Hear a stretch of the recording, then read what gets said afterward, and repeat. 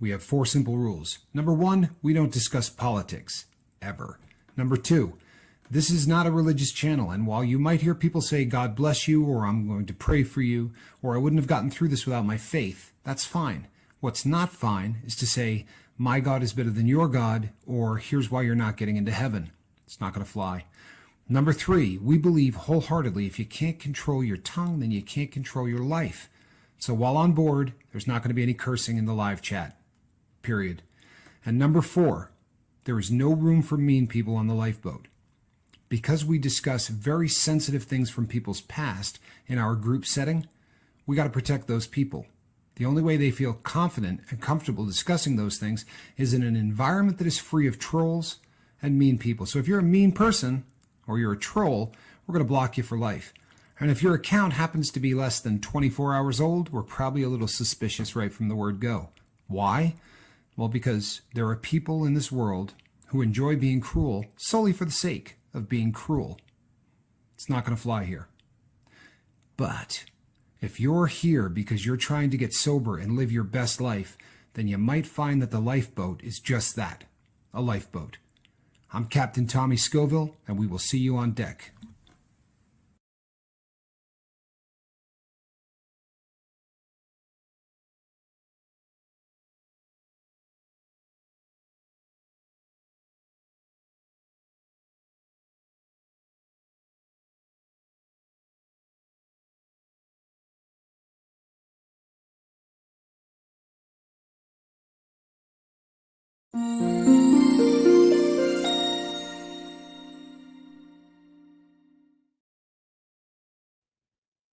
Good evening, everybody. I'm Captain Tommy Scoville, and on the other side of the glass, as always, is Captain Mark Wages.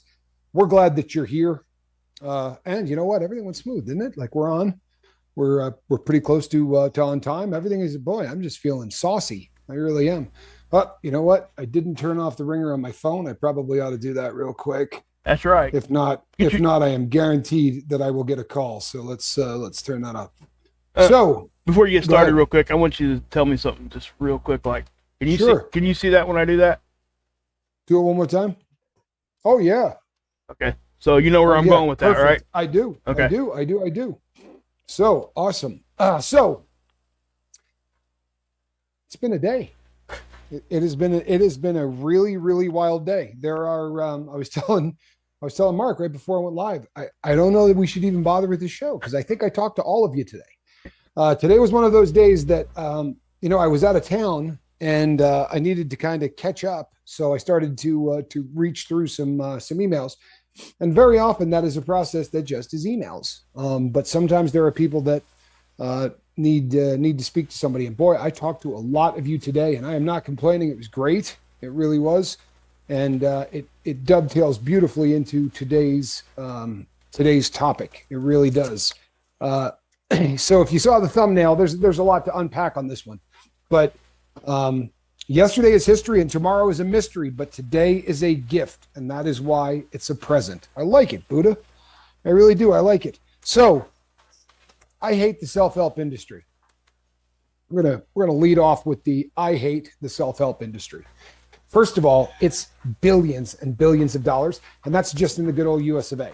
Worldwide, I couldn't get a figure, but it's frightening the amount of money that we spend on the self-help industry. And what do they teach you? That everything on this planet is me, right?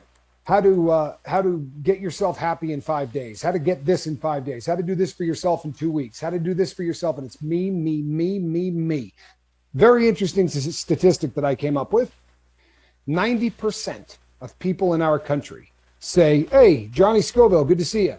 90% of people in this country say that they are not fulfilled with what they do for a living. They find no fulfillment whatsoever in work. Interesting statistic, don't you think, Mark? Oh yeah, that's definitely 9 out of 10.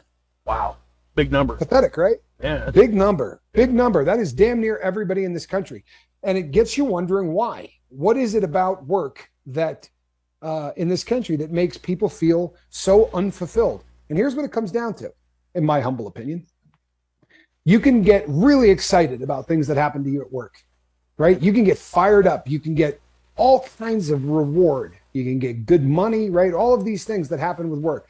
But you do not get fulfillment in this life by looking out for number one. You don't. You might get rich. You might get a lot of other things. But the real issue is that you don't find that kind of fulfillment in life if you're not looking to help others. Where is the self-help book that says how to help your best friend lose weight in 30 days, right? How to help your best friend get sober, how to help your best friend get happy. Those books don't exist. And the really funny thing is, this would be a much happier planet if, in fact, those things did occur. I spoke with somebody today. So if you hear this story, don't get bummed out because no one knows it's you. But I spoke to someone today and they were talking about a member of their family. And as it turns out, this person isn't treating them very well, which is unfortunate. And it's something that happens a lot to addicts. And the person then said to me, let me tell you all of the things that I did for this person. And they listed all of the things that they did for this relative, which took about 4 minutes. This person did an awful lot for them. And they said, and all of this generosity that I bestowed on this person. And what did I get in return? Absolutely nothing. With everything I did, I got nothing in return. And I'm not bumming anybody out. I'm really hoping I'm not.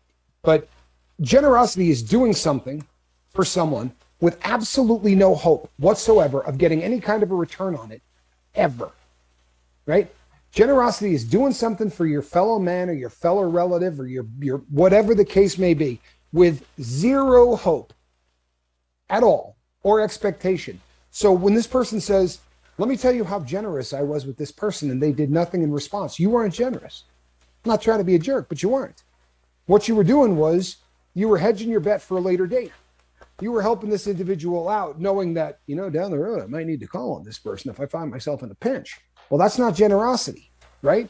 And for that reason, this individual didn't get any fulfillment out of helping this relative. There was no warm and fuzzy out of this. No, they had a ledger. They were keeping track. And unfortunately, that really is a lot of our society. And we're not designed that way as human beings, right? We talk an awful lot on the Lifeboat about Mother Nature and the things that Mother Nature does for us. We know that we get dopamine rushes from things that don't have anything to do with drugs, that don't have anything to do with anything, right? We get dopamine rushes from doing the right thing, from, all of these different things. Sex, one of the biggest dopamine rushes that you can possibly get anywhere. Do me a favor, raise your hand if you're a fan, right? Okay, all of you, right? What are the odds? Everybody on the Lifeboat is a fan of sex. The reason for that is Mother Nature handled her business, right? We get such a dopamine rush from that kind of contact with people that it ensures that we procreate and that the race continues. That makes sense, right? We all understand this? Just like when we talk about the dopamine rush you get when you get your child handed to you for the first time. Again, raise your hand if it was an awesome experience the first time your child got handed to you, right? If you're a parent, you know exactly what I'm talking about. Well, there was a reason for that as well. It ensures that we continue as a species. This was Mother Nature doing her job, God taking care of it, the universe, whatever you want to believe. But inside our brain, we get a massive, massive dose of dopamine when our son or daughter is handed to us the first time. Well, I got news for you. This is something that doesn't just occur when we're creating a child or having the child handed to us, right? These dopamine rushes happen all kinds of different ways. And one of the ways that it happens is if we find ourselves in a group surrounded by people who believe the same things or who understand each other for one reason or another, right? When we find ourselves in a group like that, very interesting things happen. Trust emerges. When trust emerges, cooperation starts. When cooperation starts, guess what happens? We move forward as a society. We move forward as a world. And you know what? You move forward as a human being. The reason these people are unhappy at work is because they sit in their little cubicle and it's a me world, right? And the only time they interact with anybody is when what? They need a stapler. Hey, Mark, the boss said supposed to get this, and this. I can't find any of it. You know where that stuff is? Okay, great, thanks. That's the kind of interaction we have with people at work. Yep. And it very, very rarely are we working in a job that really pays you off for actually working with other people, right? And we've lost sight of what all of that means. We really have. I was driving down the street today, actually, and I came across an individual at a red light. And the person had a sign. And the sign said that they were homeless, right? And that they were wanting, money. This was how they are going about taking care of themselves. Some people call it panhandling. There are people that call it begging. Whatever you want to call it, this individual was doing just that. And the sign hit all of the high points. And if you think about it, there's a reason for that, right? If I roll down my window and I give this guy $5, I'm going to get a warm and fuzzy. I'm going to feel like I helped somebody. And I am going to feel better. This is an actual no BS business transaction, right? I'm trading money for a service. That service is I'm going to feel better. Now, if I don't give this guy anything, I'm either going to feel nothing or I'm going to feel a small amount of guilt, right? You ever been at that red light and the person's there and you're like this? You're doing the I'm not looking to my left for any reason, right? Because if I make eye contact, then I'm really going to feel sad. Okay. So how does the person get money? They market it, right? So they're a veteran. So they want to make sure they get everybody that, there's a sign that said, on the sign it said, U.S. veteran, right? Now, whether or not the cat's a veteran, I don't know. And we're only going to be at that light for 10 seconds. But he did a God bless, went all the way down and he ticked off everything on that list, right? Had a dog with him, got to get the people that dig animals. He had every single thing he could do to market himself to make sure that people handed him money. And 3 cars did. I personally did not. And I started wondering why I didn't, because I have money in my pocket. I'm not hurting. Things are good right now in life. Why didn't I give this guy any money? So I came home and I started to do a little research. And I started to wonder, how much money do these cats make? Is there an average? Was there a way to research this? And I'll be honest with you, it is not an easy thing to research. It really isn't. But I did find something that was very interesting. There was a guy that talked about this particular subject matter. And he said that he found a woman in New York City who said she made $40 a day panhandling and that it took on average about 7 hours. And she did just what we're talking about. She's got an advertising budget, right? She turned out to be a piece of cardboard and a black magic marker. But she's advertising. She's got a sign up and she's going to give you a feeling, a small blast of dopamine if you hand her some money. So this person said, I would like you to change your sign. I'm going to write your sign for you. And I just want to do this as a social experiment. The woman agreed. She probably agreed because the guy said, by the way, if this doesn't work, I will just cash you out for the day. So the woman said, done. And the sign that the person made said, if you only give once a month, please consider me next month. I'll be here. This person wasn't doing a me, because that's what the sign is, right?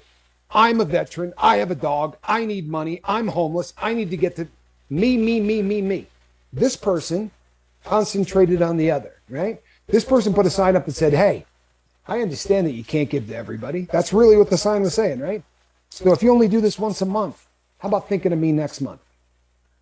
The person made $40 in an hour. Because now it was a really different thing. Now they were advertising something that was really speaking to us and who we are, right? Now it was getting to the, I'm helping this person. This isn't a me. This is about me instead. That sign took it and put it back on the other party. So today has been a very interesting experiment in exactly what the subject matter is, right? Being your brother's keeper, so to speak. I've been going through it. I'm not in any danger of relapse or anything like that, but I've had a struggling 3 or 4 days, and we all go through them. So this morning I got up and I realized that there were about 10 people that were hoping to get a phone call. That's not common on the lifeboat. There are 50 people, right, in any given day between myself and my bobbleheaded partner that would like an email. But for this many people to want to speak to us personally, that's a rare occurrence. So I made the first call and I said in the morning, you know what? I'm going to knock out a couple of these. Not going to be able to do both, every one of these, but I'm going to knock out a couple. The reason that I did them all was because of how the first 2 made me feel. As I started to work with these individuals, and the first person I talked to said, I can't begin to tell you how much better I feel. Well, my brain went, "Buh," and gave me a big blast of dopamine, right? And I said, ooh, well, that's lovely. We have said this so many times, people. Nothing releases chemical in the brain like doing for others. This is not a hypothetical. This is a fact. This is something that is researchable. Like, you can look this up, right? This is something that absolutely is verifiable. So the question becomes, why is it that when we start to try to get sober, do we not become our brother's keeper?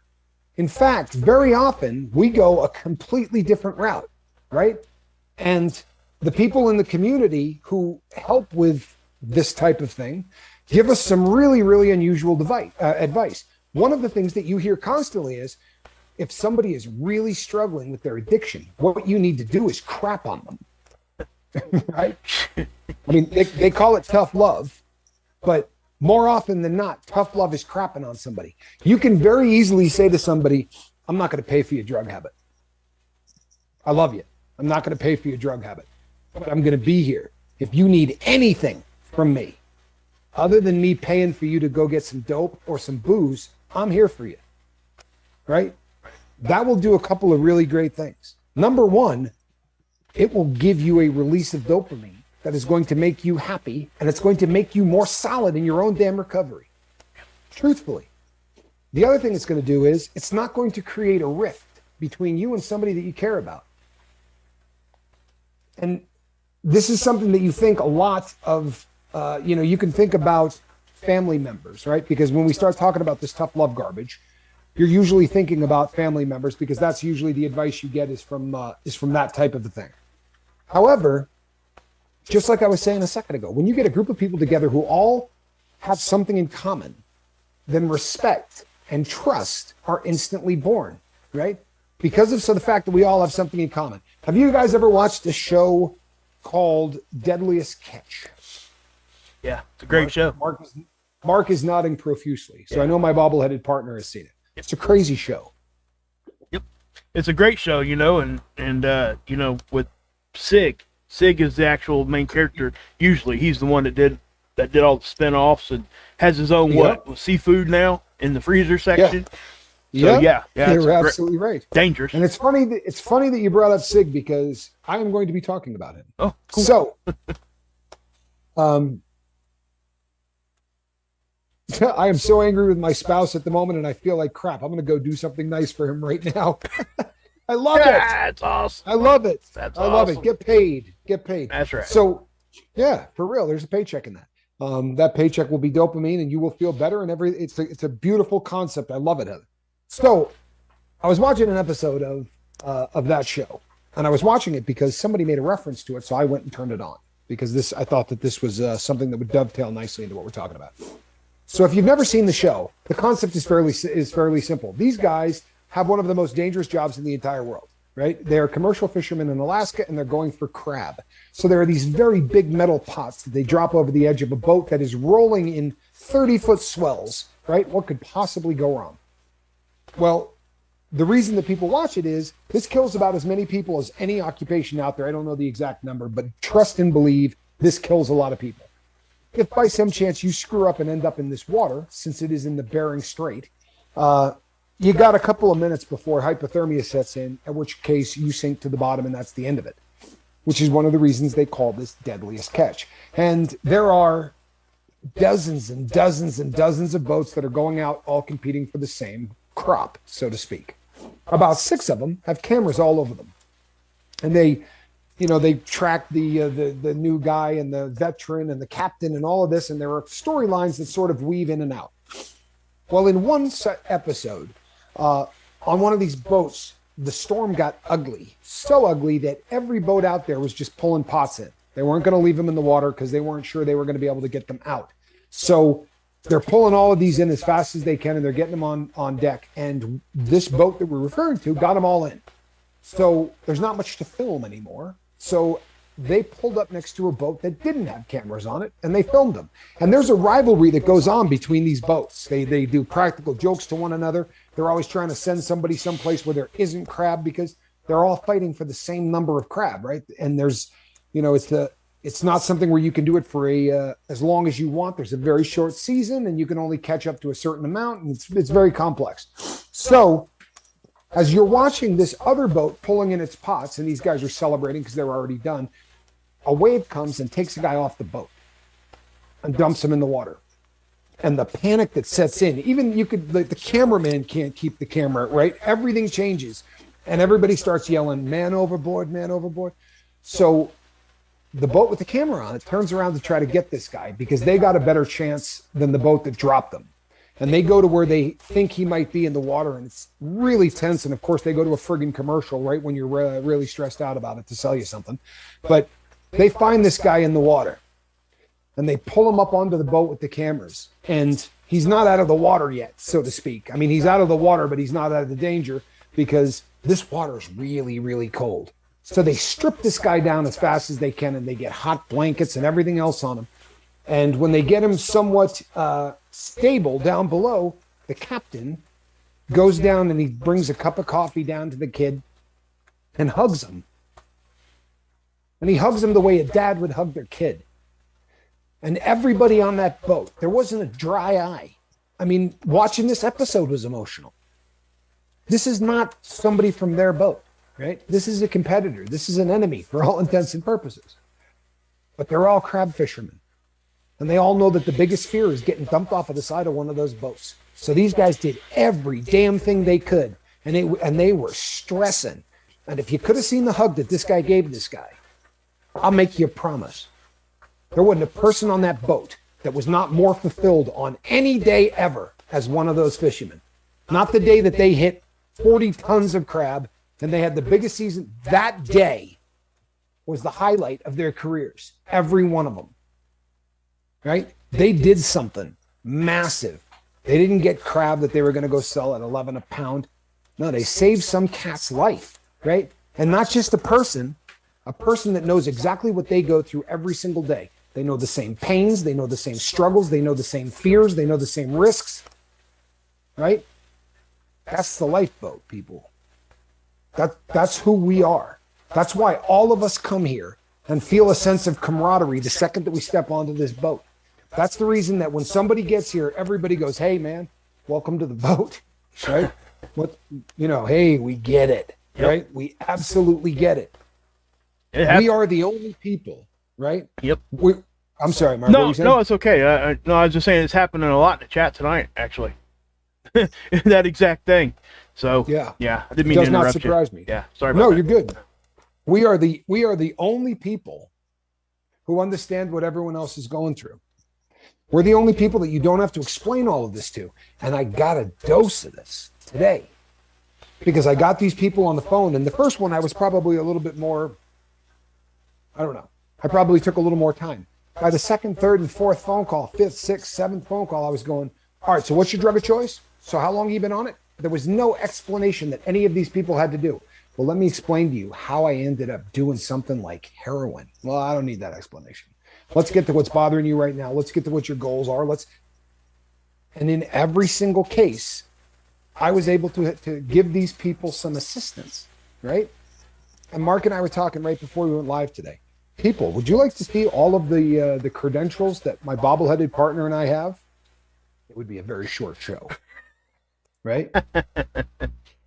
What we have is a lot of drug use between the two of us, and I got a pretty good sized prison sentence. And the two of us have just spent a lot of the second half of our life researching this stuff, reading about it, and realizing that what makes our sobriety more solid than anything else is giving away this beautiful gift that we got.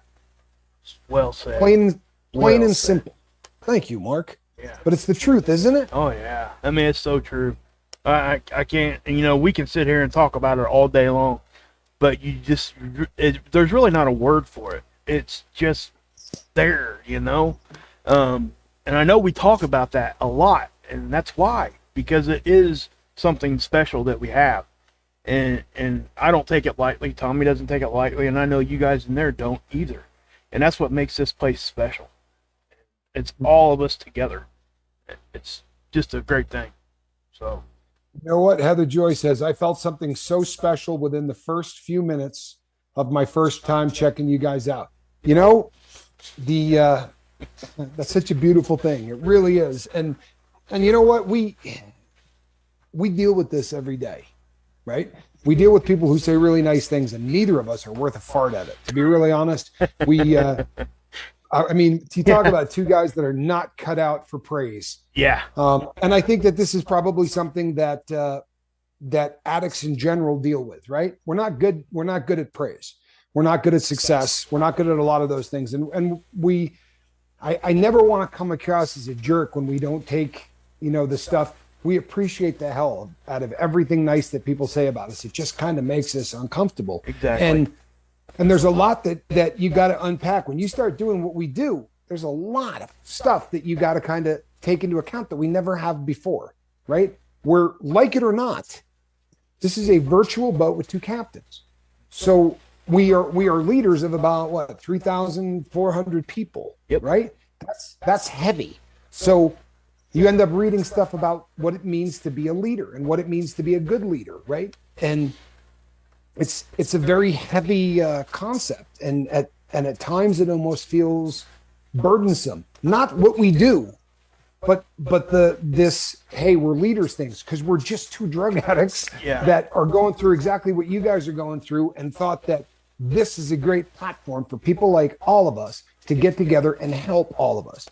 But it's so important that you understand that one of the biggest payoffs of the boat is not the me end. And when you get here, that's what you need more than anything, right? There's nothing wrong with coming here and saying, you got to say what's wrong with you. There's got to be a me aspect to getting sober. And it's a tightrope like everything we do in sobriety. Because when you first get here, you got to concentrate on what it is you need and what it is we can help you with. And that me thing is really important in the beginning. But one of the saddest things about the lifeboat is if we're really good at what we do, everybody disappears eventually. Yeah. Right? No. A lot of people get where they feel like they're doing pretty well, at which point they feel like maybe they don't need this anymore. It's kind of back off a little, I think there's something to that for sure. Yeah. There really is, isn't there? So, Yeah. But let me tell you something. If that happens, you're missing the payout of this.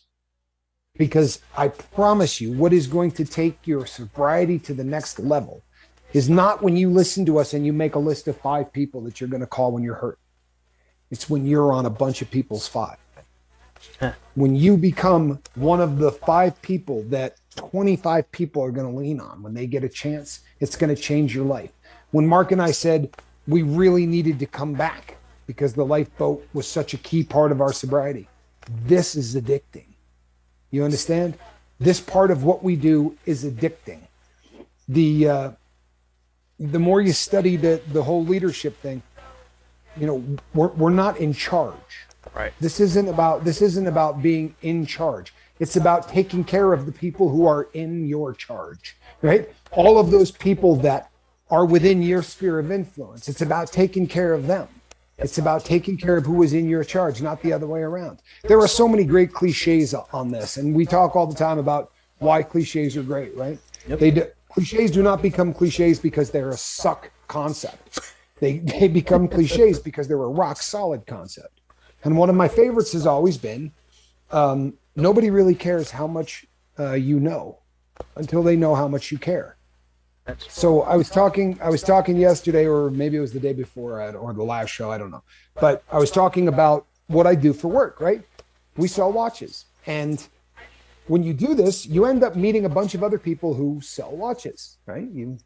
Right? So you go to shows with other people who do exactly what you do. And it was really kind of fascinating because people come up and say, boy, tough time to be doing this, isn't it? And I look at Noah and I'm like, what the hell any of these people are talking about, right? We're on fire. Like, this is such a great time to be doing this. I don't understand what anyone's saying. Yep. So I started doing a little research, and what I found is that people who are doing what we're doing, a lot of them are going out of business. Yep. And do you know why they are? Truthfully, because they sell watches. It may sound really, really cheesy, but we sell relationships. Exactly. I went through the other day and I looked at how many people that we've sold watches to have bought more than one from us. How about 60%? of people that we have sold to have purchased from us more than once. We've got 12 people who have purchased more than 4 watches from us. One of the things that we tell everybody that we deal with is this, because people will call and say, you know what, I had a question. I know you don't, I'm probably a pain in your butt. And we're like, you know, we want to talk about watches all day. Like, you know, call me. Yeah. So we decided early on that one of the things that we put in every conversation we have is, hey, if you come across a watch that you want to buy and you got questions on it, but we're not the ones selling it, call us. And I get this all the time. Like somebody will call up and say, hey, I'm looking at a specific tag, you know, watch, and it's not one that you sell, but I got some questions on it. And if I think it's a good watch, I'll tell the dude that. And I'll say, send me some pictures of it. See if you can get the guy to send you a picture of the movement. Ask him this question, this question, and this question. And very often the person comes back and says, you know what, can you find me the same watch? Like, I'll wait a month. You know, can you get me that same watch? I'd rather buy it from you. People, it's the same damn thing with Wages World. Yeah. I promise you. Yeah. Go watch any other, and I'm not busting on any of them, but go watch any other space weather channel, and you're going to find a lot of people who care a lot about space weather. Go to Wages World and you find a cat that bends over backwards to make sure that a subject matter that is really difficult to comprehend, that he can get that information out to you without you feeling stupid, right? Ever. And he does it in a self-deprecating way. And honestly, I love Mark. I get so tired of him saying, you know, as it is, I talk really poorly anyway. You know what, man? Everybody there loves you, right? And the reason is because they know how much you care. And once they know how much you care, then they want to know what you know, right? And it's the same thing over on Chase the Heat. It's the same thing here on the Lifeboat. It's the same thing on Marfugo with 200,000 people. Exactly. Right? The number of people that Dex and Adam know the name of is terrifying. It's crazy, isn't it? Right? It's insane. They know the name of more people than we have on the boat.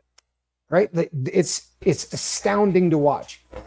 Christopher, here's some money for a lifeboat tattoo or whatever you want. It's really funny that you say that, actually. I was thinking about it too. It is really funny that you say that. I will tell you right now, I am in the market for an artist to do a rendering for a lifeboat tattoo. So if you're an artist, draw it up and send it to me, because I absolutely want a lifeboat tattoo. I thought about just getting the symbol itself, but no, it's coming. Believe that, because I like ink, and it's definitely something that I want. Lady Fiona's in the chat. What's up? And she says, and then Tommy's Linda finds the watch for him. There's a lot of truth to that. Lady Fiona does about 40 or 50% of all of the watch buying for my business, which is a really beautiful thing, because then I don't have to deal with it, and I can say, offer the guy like 1/3 of what he's asking, and instead of having that person yell at me, they yell at Lady Fiona, which is just great. Ilea makes a comment, says we need some lifeboat swag. We're working on that. Well, you know what's really funny too? So I ordered cards to hand out because everybody asked for them, and I think I have one that I may even have one on the desk. So the cards came in, and they didn't spell lifeboat the way that we sent it off. Oh. The Lifeboat is 3 words. I realize lifeboat is 1 word, right? But we are not a lifeboat. We are the lifeboat, right? Exactly. It is a completely different concept. Virginia, stop that. Thank you so much, Virginia. I appreciate you. Yep. Hey, you know what? I spoke to Virginia today. In fact, I think I spoke to both. I did. Both people. See, I told you I spoke to everybody today. She called in one time, guys. You didn't know that. It's awesome call. Yeah. Remember that? Remember the call? Yeah, I do remember it was really cool. Amazing call. It was an amazing call. We've had so many of them. We really have. Yep. But so make no mistake, people. One of the biggest, and my hat's off in a very big way to Niall. Because one of the last shows that we did where we were talking about distancing yourself from people who are addicted. And right toward the end of it, you know, Niall had said that that so often you hold on one second.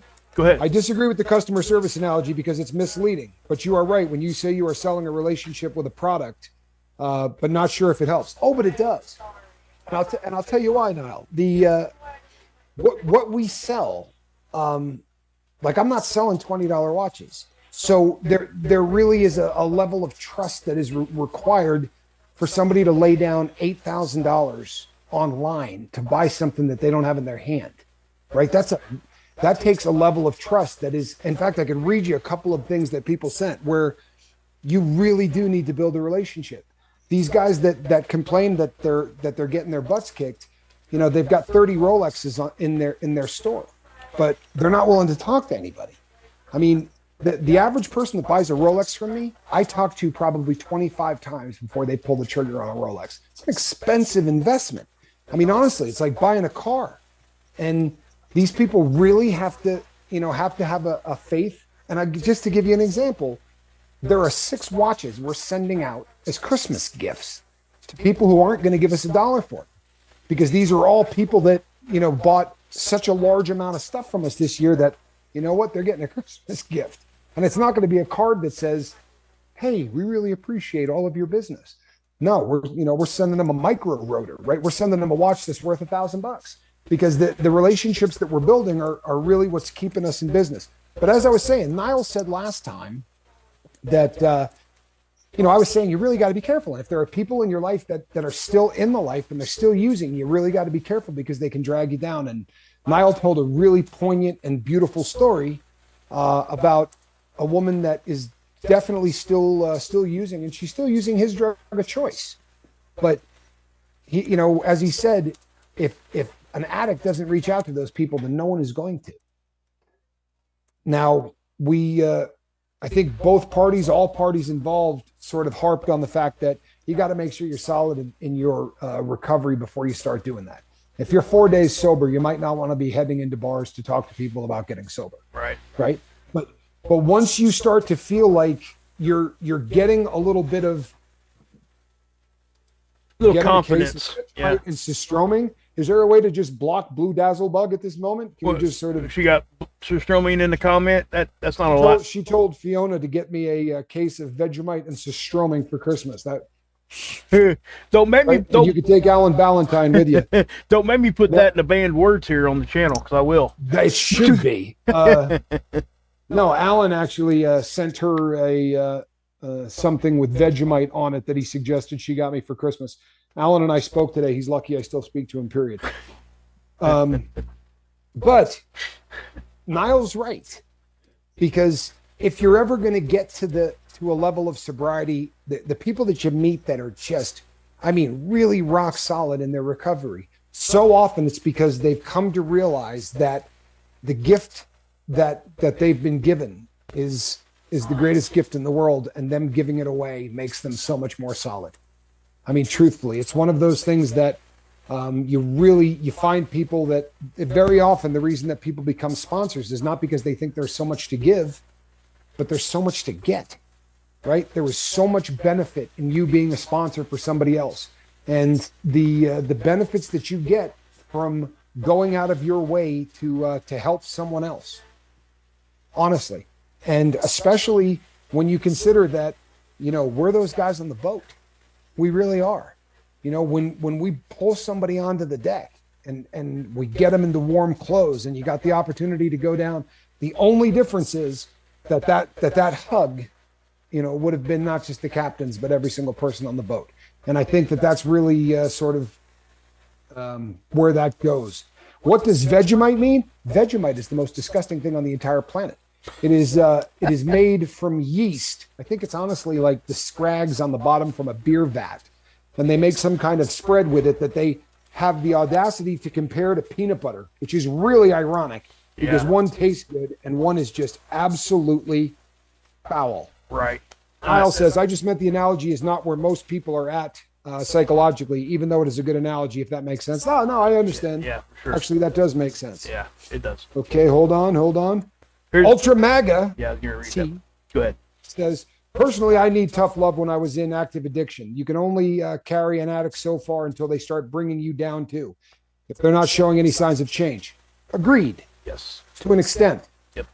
But I've told this story on the boat, and I'm going to tell it again. Then there's no fear because this person, I promise you, if she knew I had a show, she would avoid it.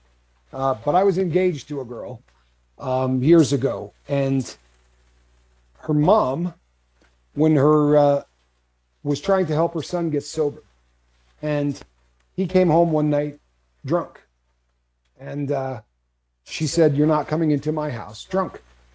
That's it. You can't do it." And she had just finished reading a book called Tough Love, where they basically tell you how you're going to help this person.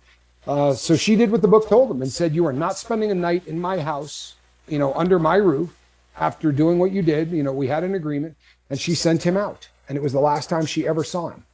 It was a little over 16 months later when they found his body. Apparently he walked out in a snowstorm and fell through ice, and it was the end. And she's done, right? When I met this woman, this had happened 25 years before.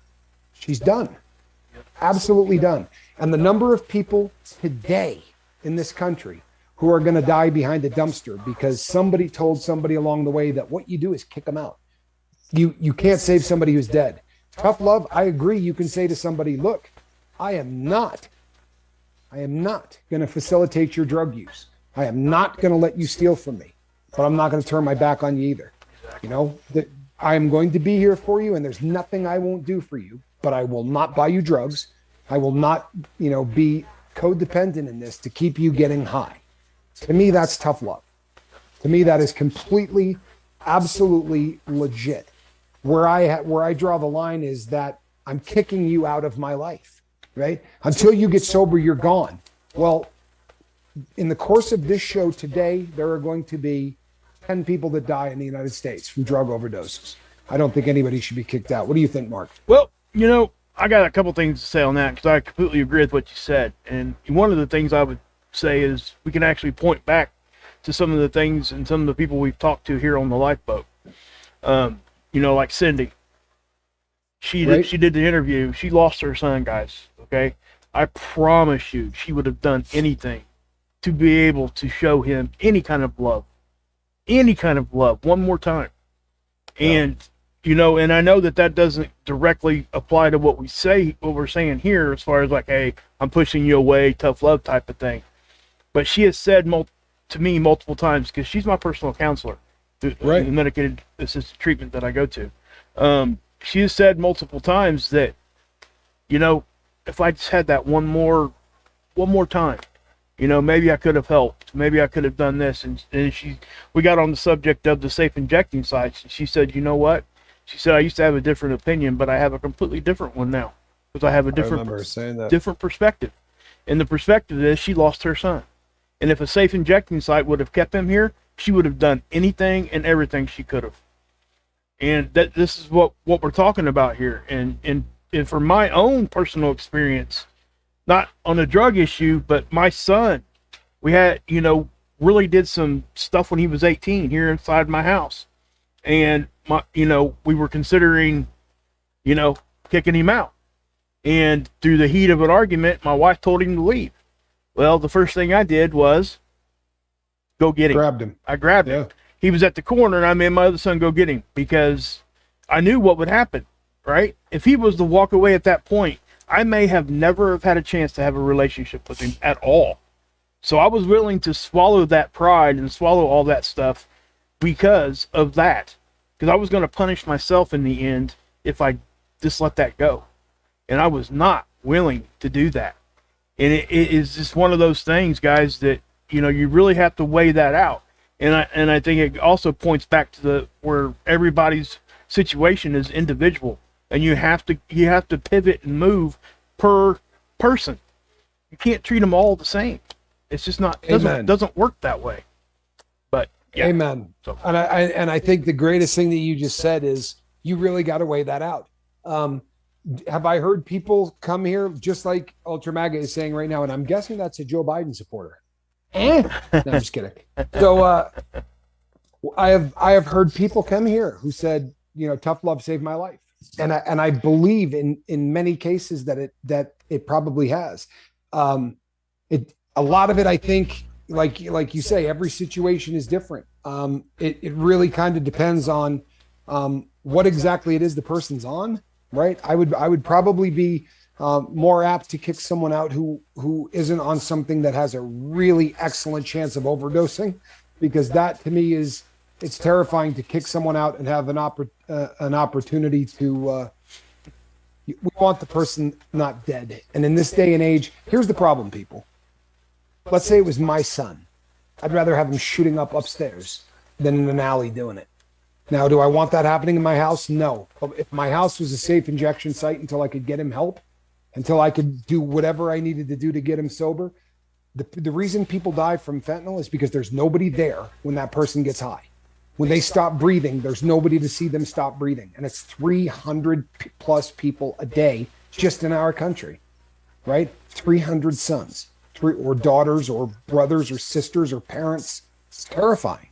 So to me, and you know what? It is, just to stir the pot further, tough love for some families is the perfect excuse not to bother. Yeah, because they never wanted to. True tough love is when they follow your every step in silence. Wow. Awesome. Yeah. Wow. Good one, man. Wow. That's a Niall, that's a mouthful, brother. Good job. that is a beautiful comment. Yeah. Honestly, that is a beautiful comment. And it probably will stir the pot, but I love that comment. Well, yeah. I mean, the stuff that we remember is actually stuff that's on the edge that we need to talk about. That's why we talk about it, guys. And you know, hey, Wharton is here. Yeah, Wharton just came in a minute ago. Cool. And Brittany is here. Yep. Hello, Yes. Brittany. Yes. I love it, guys. I love it. And you know, Cujo, great comments.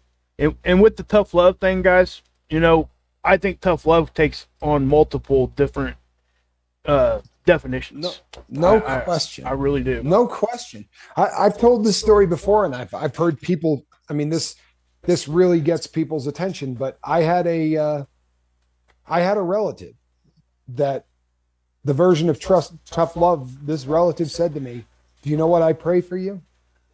And I said that I'll get sober. They said, no, that if you do it again, that one will take you off the planet so you don't suffer anymore with that. I remember looking at this person and going, good Lord. Wow. But the longer I've been sober, the more I understood what I put people through. But if I called that person and said, I'm coming to your house, I got nowhere to go, trust and believe they would have said, get here. You need a bus ticket, whatever you need. Lady Fee, yes, you get a phone call too. Yeah, Leah, that's a great comment. Let me post hers up. I'm going to read that too. She's never had a drug addiction other than caffeine, but I still feel like I contribute a little bit to this channel in the form of love and support for my friends here. You definitely do. That's it. Don't ever think that guys, you know, you don't have to have a drug addiction to help a drug addict. I know that we help each other because we've had addictions, right? But you don't have to have went down that road to be able to help somebody. So that's, so don't ever feel that way, whoever's out there. Oh my God. No, you contribute in a massive way. Yeah. And there are a lot of people on this channel like you. There are a lot of people but the reason is it takes a decent amount of effort and a whole lot of caring to show up and listen to all of the things that we talk about that don't specifically affect you for the purpose of hanging out to help. And it says a great deal about who you are as a human being. It really does. And that goes for about 13 of you I can think of off the top of my head. Oh, by the way, off the top of my head, Charlie Murphy, right? Charlie Mullins is doing fine. He, however, is stuck working for about 3 consecutive days, which is why we haven't seen Charlie, but he wanted me to make sure that everybody knew he was okay, since about half of you have reached out to him. Yep. Karen, yes, I don't know that I've got a chance to meet you yet, but if you've been with Mark a long time, I'm sorry. Truthfully, I'm just kidding. I love you, Sharon. You're family. You're absolutely family. Yeah, she's been over on the channel for a long time. I mean, I'm like probably, since very close to the beginning of it, for sure. No doubt there. Hey, and there's Texas, right? Yep. AJOT. Yep. Only took me 2.5 months, but I remembered. You gotta love it. Right? You gotta love that. That is about how long it took. Sad but true. Sarah Kennedy, 25. I think that's a new person that I don't recognize, but welcome. She Yeah, I don't know that I do either. says there. She put a couple emojis up there like she's sad and her heart's broke. I don't. If you got something you need help with, reach out. Reach out. Let us know what's going on, Sarah. Or you can always call in too. If you hit that little link button, that will bring you right in here, and you won't have to type so much. Exactly. Yep. Exactly. Yep. Exactly. Yep. No, I'm just kidding. Yeah. Josh B says weed seems so much more ambiguous because for other people it's a healthy alternative to a worse drug or an alternative to a more harmful pharmaceutical. I don't feel like I hurt other people with it. No, you know something? And you'll hear this probably here and not too many other places that do what we do. Okay. Sarah, listen to me. I'm going to get right back to that other comment. Sarah says, I don't got long. I'm confused and afraid, but I can't talk. Well, if you hit the drop down menu, you're going to see 2 email addresses from me and one from my bobbleheaded partner. You send us an email address. I will contact you when the lifeboat is over. Any way you want. If you don't want to talk, you can text, but you sound like you need to speak to somebody. Please don't suffer in silence. Right. It doesn't pay off. I promise you it doesn't. And if you're in a position to where something bad's going to happen, please call the number, the bottom left of the screen. You need to, please. Please do one or the other. Call, get a hold of one of us, or all the above. Yep. Okay, so Josh B, as to the weed thing, we're not an anti-drug channel, as much as we probably sound like one an awful lot. But our issue here is addiction. I don't go off on people that drink. I don't go off on people who smoke pot. I don't go off on people that snort cocaine or do opiates. But if you are addicted to any of these substances, and people say, well, you could be addicted to anything. If it is adversely affecting your life, right? If it is something that you cannot live without, if it is your last thought before you go to bed and your first thought when you get up in the morning, if you are not willing to leave town without a large enough supply to get you through the time you're going to be gone, right? All of the different things that you can point to that will make it really obvious if you have a problem with it. That's what we fight here. Yep. There are people who use marijuana for the purpose of fighting pain, and they find amazing relief from it. And if you think my partner and I would ever tell somebody not to do that, then you probably are new to the boat. We do not. And let me. We don't go. Go ahead. Let me add this to it too, guys. Listen, like my medicated assisted treatment that that we talk about often here in the facility that I go to. They don't. The panels on the urine cup, the sample that we have to give when they drug test us, but they absolutely do not care if there's THC in there. They do not care. They don't even look at that. They don't, and there's a reason for that, right?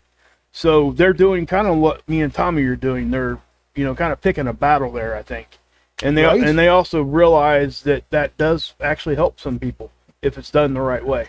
So, and that's what we're talking about. Obviously we're not going to come out here and advocate for any kind of abusive drug use. I mean, that's just not going to happen.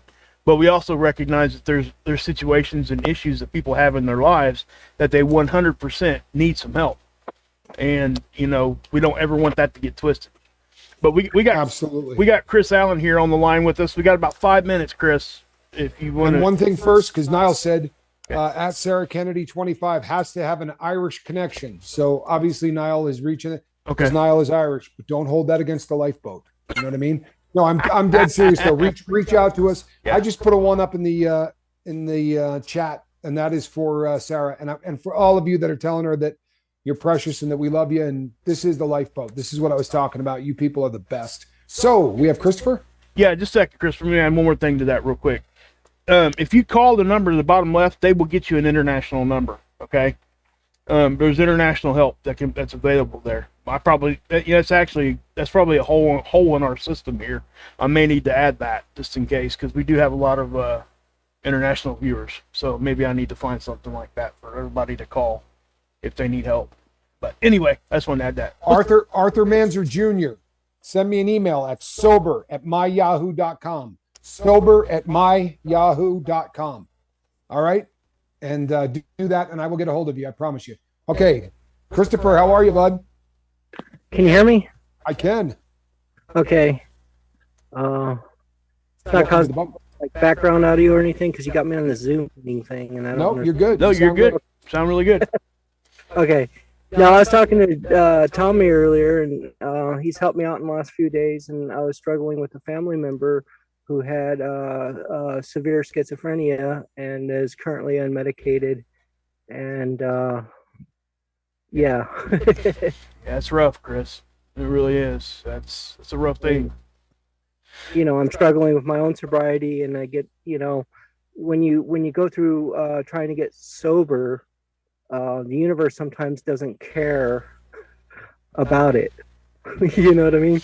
Sometimes it has a way of just dumping stuff into your lap. Right. When at the worst time. Yeah. And I would agree with that, but the thing of it is, we're here too. So, they might be throwing a bunch of crap at you, but we might be here to be able to help you. And Right. and that's why you probably were talking to Tommy earlier, because I know you recognize that, but just know that we're all here and we're behind you 100%. But always put your sobriety first, whatever that means. So. Well, and you know what? I one of the things that I think Christopher really has going for him, the number of people that he has helped over the course of his life, like he gets it. As far as the servitude, I heard some beautiful stories of some situations where he really went out of his way to help some people, some of whom in an end life kind of situation, and just you're a solid dude, Christopher. You really are. You're one of those people that if you just stay the course, I wouldn't even. The sobriety thing is one of those things that I know you should never say stuff like this, but for me in your life, that's a foregone conclusion. I really believe that. I think for you, it's going to be the next level kind of stuff. Hey, Stacey Michaels, living your best life and that kind of thing. I have very, very high hopes. I mean, for everybody, but I've spent a decent amount of time talking to you. One thing quick, because I don't want to lose this. Everybody who's been on the boat a really long time knows we pray for Brittany's mom. Yes. She's struggled at times as well, and we would like to keep her in our prayers. We don't ever want to forget that. So I'm sorry, Christopher. And did you see that, Christopher, what Brittany said? I'll read that real quick. I don't have access to chat when I'm on Zoom. So. All right, let me read you the comment real quick. It says, Christopher, same situation with substance abuse. Thanks for calling in. That's what. Love it. So there's people here that are definitely relating with what you're going through. And I'm a very well open book, and as far as I know Tommy likes to try to keep everything confidential, and I'm a big believer in confidentiality, but I'm an open book, and he can talk about any of the things that I talk to him about with his audience if it helps somebody else out. I have no problem. I'd like to get you on for an entire interview. Yeah, that'd be awesome. Well, just let me know and when. And I promise you, I will do that. Hey, Wharton, good to see you, Wharton. That photo I sent you with the chickens on my head, you can post that if you want. I may actually do that. I told Mark it's actually a really funny photo. It's awesome. It's good to hear from you, man. It really is. Yes, it really is. Love you, brother. Intended. Yeah. Schrodinger's squirrel says 1 hour can make a huge difference. What a cool thing to say, man. Yeah. What a cool thing to say. Sure. And we're throwing some ones up in the chat right now. For nice. Prayers for Brittany's mom. Well, I'll give you a audio one. Okay, there you go. Awesome. I need to know. Yeah, audio and video is what I need. Well played. We'll put well that played. Up there. And I will be in touch with you in the next day or two so we can maybe get that set up. Yeah. Well, like you said, I mean, I'm an open book. I mean, Look at the comment. Oh, he can't see comments. I just read Niall's comment. Yeah, let me read it to you real quick. I actually just posted it when you said that. It says maybe that means that Christopher is being dumped on at the moment. At the moment is because the universe knows he can handle it and be better for it. There's a lot to that. There is a lot to that. Now you're on fire. I may not be able to handle it at sometimes, but in the end, you're probably right. I'm probably be better off for it, because Christopher, I'm so glad that you said that. Yeah. If there are times you say you can't handle it, you realize that reaching out and asking somebody for help is proof that you can handle it. Yeah, exactly. And that's the number one thing.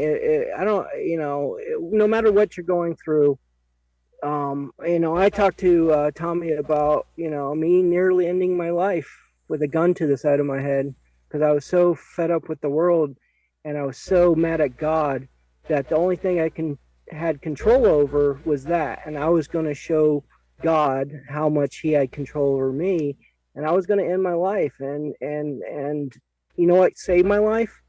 I picked up the phone and I called somebody.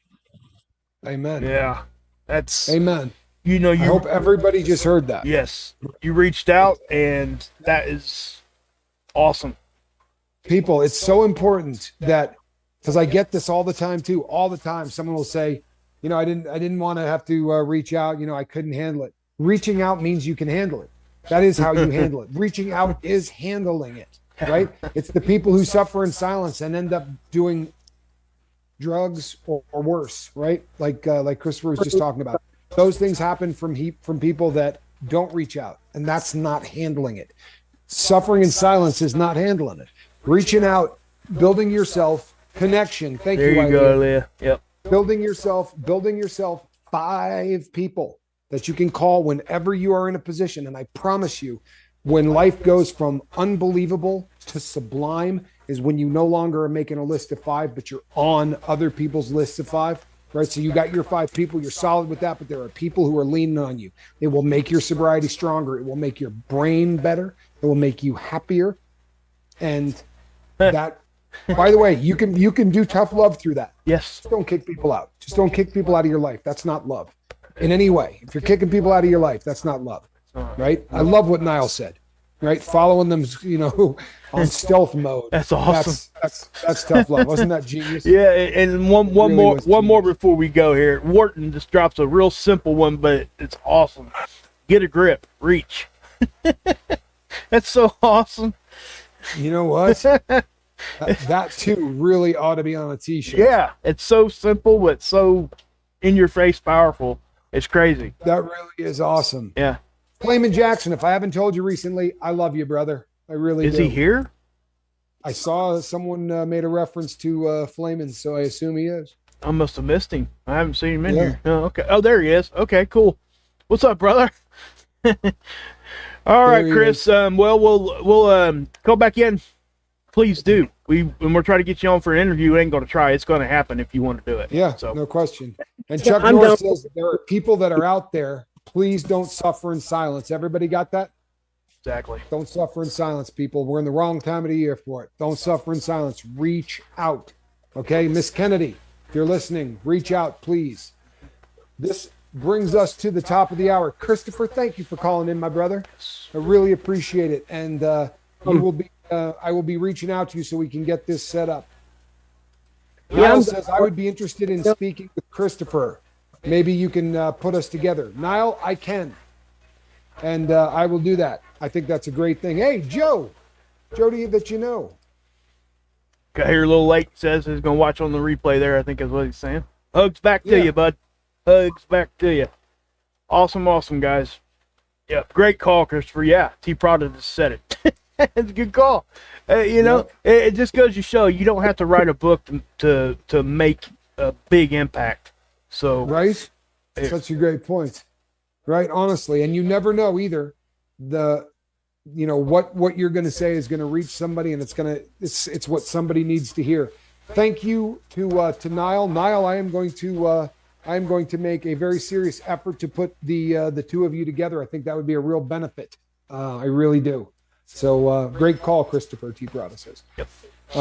Christopher, I love you, brother. I'll be reaching out to you, and we're going to get you a show. We are at the top of the hour, everybody, and you know what that means. It means the big red button is going to get all kinds of antsy if we don't wrap this thing up. We want it pushed out as far as possible. And the good news is this. I hid 3 mink coats in a closet on the top shelf with the door locked. So you know who's back in business. Alrighty, everybody. We are going to be back tomorrow night. Same squirrel time, same squirrel channel.